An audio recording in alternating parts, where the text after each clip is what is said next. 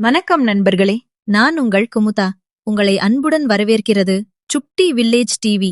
இங்கே உங்களுக்காக அழகான கிராமத்து கதைகள், மனதை தொடும் நீதி கதைகள், சிரிக்கவும் சிந்திக்கவும் வைக்கும் குடும்ப கதைகள் காத்திருக்கின்றன. அதனால் எங்கள் சேனலை சப்ஸ்கிரைப் செய்து பெல்லை அழுத்தி சுட்டி வில்லேஜ் குடும்பத்தில் இணைந்திடுங்கள். வாங்க, இன்றைய இனிய கதைக்குள் போகலாம். ஒரு அழகான கிராமத்துல மீனாட்சின்னு ஒரு மாமியார் இருந்தாங்க. அவங்களுக்கு கார்த்திக்னு ஒரு தங்கமான மகனும் காவிதான்னு ஒரு குணவதியான மருமகளும் இருந்தாங்க. கார்த்திக்கும் காவிதாவும் அவ்வளோ அன்பா ஒருத்தர் புரிஞ்சுக்கிட்டு வாழ்ந்துட்டு வந்தாங்க. அவங்க ஜோடி பொருத்தத்தையும் சந்தோஷத்தையும் பார்த்துட்டு அந்த ஊரே, பாருப்பா எவ்வளவு லட்சணமா குடும்பம் நடத்துறாங்க அப்படின்னு பாராட்டும். ஆனா மாமியார் மீனாட்சிக்கு ஒரு வேண்டாத பழக்கம் இருந்தது. யாரு என்ன பேசினாலும் அதை அரைகுறையா கேட்டுட்டு அதுல கொஞ்சம் மிளகாய் பொடிய தூவி இல்லாததும் பொல்லாததும் சொல்லி சண்டை மூட்டி விடுறதுல அவங்களுக்கு ஒரு தனி குஷி. அதுலயும் குறிப்பா தன் மகதன் கார்த்திக் மருமகள் காவிதா மேல காட்டுற பாசத்தை அவங்களால தாங்கிக்கவே முடியல.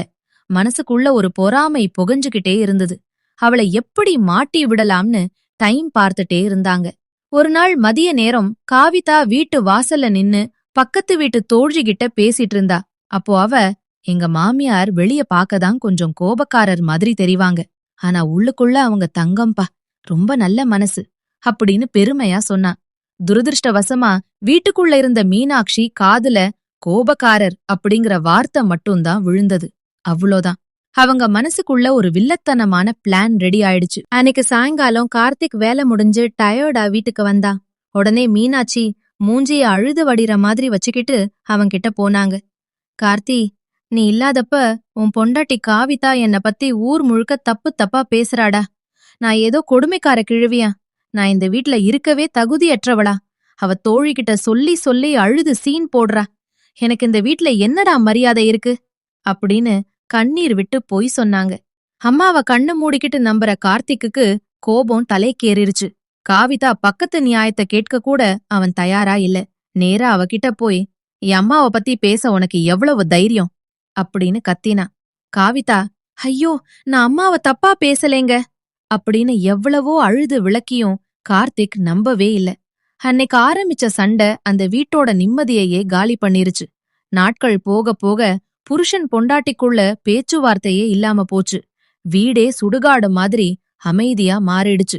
இத பார்த்து மீனாட்சிக்கு முதல்ல சந்தோஷமா இருந்தாலும் வீட்ல நிம்மதியே இல்லாததால அவங்களாலையும் நிம்மதியா இருக்க முடியல. அப்போதான் கார்த்திக்கோட அப்பாவுக்கு தெரிஞ்ச ஒரு வயசான பெரியவர் அவங்க வீட்டுக்கு வந்தார். வீட்டிலிருந்த அமைதிய பார்த்துட்டு விஷயம் என்னன்னு விசாரிச்சார். காவிதாவிடம் பேசும்போது அவ அன்னைக்கு தோழிகிட்ட பேசினத அப்படியே சொன்னா. உண்மை என்னன்னு தெரிஞ்சுக்க அந்த பெரியவர் நேரா காவிதாவோட தோழிய போய் பார்த்து விசாரிச்சார். அவளும், ஆமாங்க, காவிதா அவங்க மாமியார ரொம்ப நல்லவங்கன்னு தான் சொன்னா அப்படின்னு உண்மைய சொன்னா. அன்னைக்கு சாயங்காலமே கார்த்திக்க கூப்பிட்ட பெரியவர், கார்த்திக், நீ அவசரப்பட்டு உன் பொண்டாட்டிய சந்தேகப்பட்டுட்ட. காவிதா உன் அம்மாவ பத்தி தப்பா எதுவும் பேசல. அம்மா கோபக்காரியா இருந்தாலும் நல்லவங்கன்னு தான் பெருமையா சொல்லிருக்கா. உன் அம்மா தான் அத தப்பா புரிஞ்சுகிட்டு உன்கிட்ட பொய் சொல்லிருக்காங்க அப்படின்னு உண்மைய உடைச்சார். இத கேட்ட கார்த்திக் ஷாக் ஆயிட்டான். நேரா தன் அம்மாவிடம் போய், ஏமா இப்படி பண்ணீங்க அப்படின்னு கோபமா கேட்டான். பெரியவர் முன்னாடி மாட்டிக்கிட்டதால மீனாட்சியால அதுக்கு மேல பொய் சொல்லி தப்பிக்க முடியல.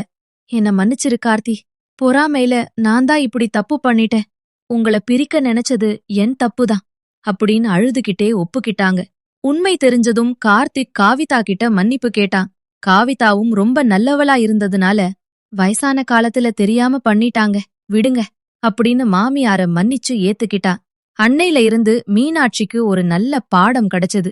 நாம சொல்ற ஒரு சின்ன பொய் ஒரு குடும்பத்தோட மொத்த சந்தோஷத்தையும் அழிச்சிரும்னு புரிஞ்சுகிட்டு அதுக்கப்புறம் பேசுறத முற்றிலுமா விட்டுட்டாங்க. மீனாட்சி அம்மா திருந்தினதுக்கு அப்புறம் அந்த வீட்ல மறுபடியும் சந்தோஷம் தலைகீழா விளையாடுச்சு. காவிதாவுக்கு மாமியார் மேல இருந்த பயம் போயிடுச்சு. மீனாட்சி அம்மாவுக்கும் மருமகள் மேல இருந்த பொறாம மறைஞ்சிடுச்சு. 2 பேரும் சேர்ந்து சமைக்கிறது, பேசி சிரிக்கிறதுன்னு அம்மாவும் மகளும் போல மாறிட்டாங்க. கார்த்திக்கு இதை தவிர வாழ்க்கையில வேற என்ன வேணும்? நிம்மதியா வேலைக்கு போயிட்டு வந்துட்டு இருந்தா.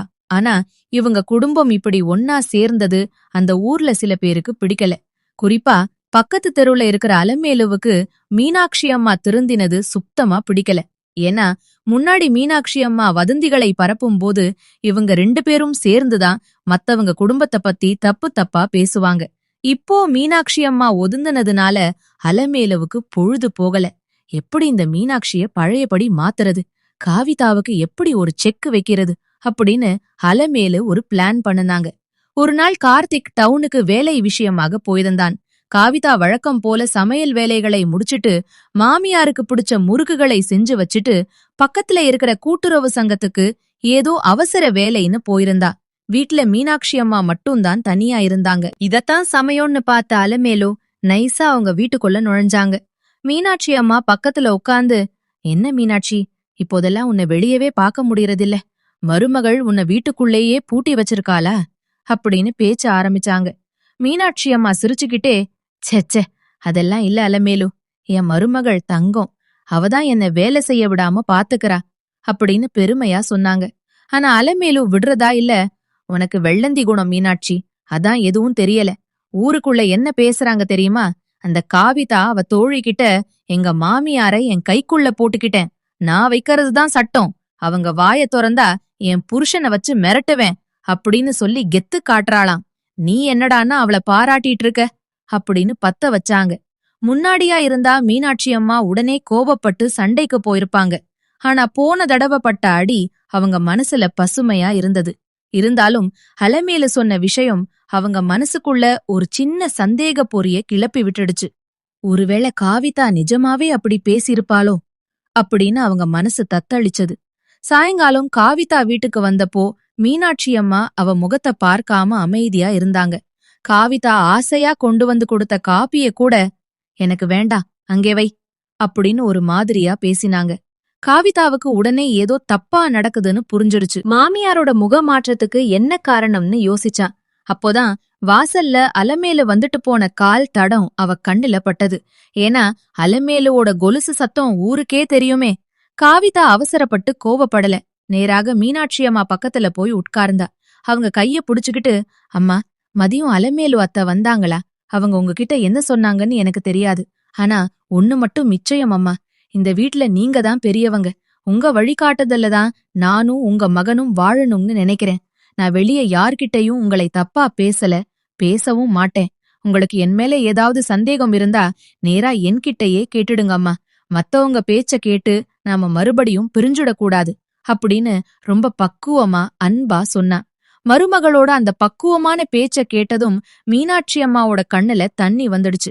அலமேலு சொன்ன விஷயம் அத்தனையும் போய் அப்படின்னு அவங்களுக்கு நல்லா புரிஞ்சிடுச்சு. என்ன மன்னிச்சிரு காவிதா, பழைய குணம் இன்னும் என் மனசை விட்டு முழுசா போகல போல, மத்தவங்க பேச்ச கேட்டு உன்னை தப்பா நினைச்சிட்டேன் அப்படின்னு மருமகள் கையை பிடிச்சு அழுதாங்க. அப்போதே வாசல்ல வந்த அலமேலுவ மீனாட்சி அம்மா கூப்பிட்டாங்க. அலமேலு, இனிமே என் வீட்டுப்படி ஏறாது.